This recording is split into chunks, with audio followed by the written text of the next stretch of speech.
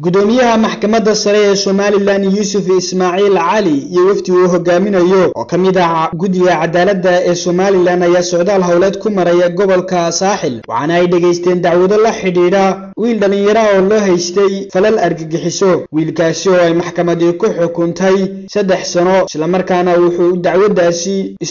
xidhnaa muddo sanad iyo dheeraad ah ayaa gudoomiyaha maxkamadda sare tilmaamay in lana khafiifiyay waxaanu tilmaamay in dacwado kala duwan oo socday maxkamadaha Somaliland muddadii uu xilka hayay guud ahaanba la soo gabagabeeyay qaarna haatan gacanta lagu hayo isagoo xusay in ay sidii xukuumadda Somaliland ay u dhaxashay deynta badan ay cadaaladuna u dhaxashay kiisas badan oo u baahnaa in xal cadaaladeed laga gaaro waxaana hadaladiisi kamid ahaa lamaana dambi lagu waayay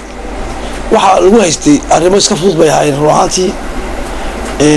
dambi markaa faraha kula jiray lagu qabanay laakiin macluumaad afkiisa ka soo baxay iyo macluumaad mobilkiisa laga helaayay waxyaabaha aynka la xiriiray ahaayeen xarigun baan uga naxariisanoo badan ka deynay maanaan odhanin dambilaawat intaana awood maxkamaddu waa u leedahay iyadoo qiimaynaysa anagoo qiimayna duruufta xabsiga uu ku jiray iyo da'da Cabdikariim Saciid Saalax Cable TV Berbera.